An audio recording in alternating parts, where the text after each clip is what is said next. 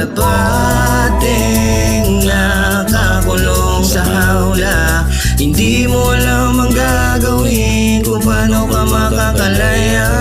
Kalapating nakakulong sa hawla, tandaan mo lagi na mayroon pang pag-asa. Kwento ng isang babae, tulog sa umaga, gising sa gabi. Ang kanyang mukha'y puno ng kolorete. Sa lugar ng ilaw ay patay sindi.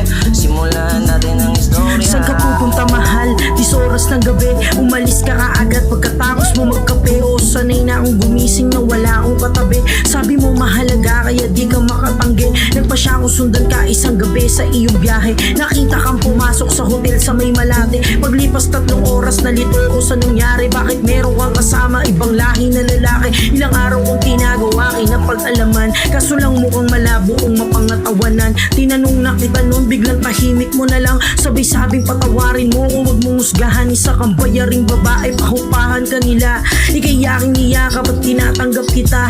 Okay lang lahat sa darating na panahon. Iaalis kita sa ganyang klaseng sitwasyon.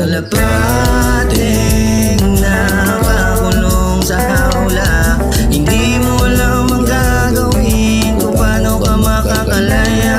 Kalapating nakakulong sa hawla, tandaan mo lagi na mayroon pang pag-asa. Halika mahal ko, pwedeng kumapit ka sa akin. Ako nadidiskarte ng pambayad at pangkain. Panadero sa umaga, janitor pa sa gabi, para lamang mabigay ang mga luho mo. Kasi kahit mapagod para lang maialis sa hirap ko. Kahit na binabatukan pa ng amo kong kalbo, di ko yan iniinda at laging okay lang ako. Basta may mapasalubong na bagong damit sa'yo. Nakita mo kung isang beses na minumura ng amo, pinapahiya sa harapan ng iba na tao. Hindi mo na atimat kitang-kita sa mukha mo, kaya ka nagpa siya bumalik sa dating trabaho. Nag-iwan ka ng liham nilapag mo sa lamesa, sulat na mahaba at sa utak ko rumekta. Babalik ako sa'yo, pangako na pag-iipunan. Patawad o Ernesto, di kita malilimutan. Kalapating nakakulong sa hawla, hindi mo alam ang gagawin kung paano ka makakalaya.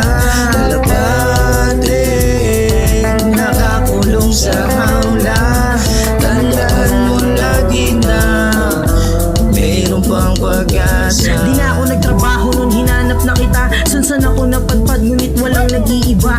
Hindi kita makita, teka nasan ka na ba? Nagpasya ako isang araw na makapagpahinga. Bumalik ako sa dati kong trabahong pinasukan. Sakali na makuha ko pa yung sahod ko na kulang. Bukas naman pintuan, pumasok na ako. Pagkita't nandun ka kahalikan, amo ko. Di ko alam ang gagawin, ako'y nanghina sa nabisto. Pumunta ako ng kusina at kumuha ng kutsilyo. Ako'y lumapit sa inyo, sinaksak sa tagiliran. Huwag ka nang magsalita at huwag ka sa aking mga tuwiran. Umalis ka na lang dito, tumakbo ka palabas, para di ka makasali sa nangyaring marahas. Di ko naman to ginusto, ayoko naman ng dahas, ngunit ako hinagpa siyang ilagay sa kamay ang batas. Ito'y kwento ng isang babae,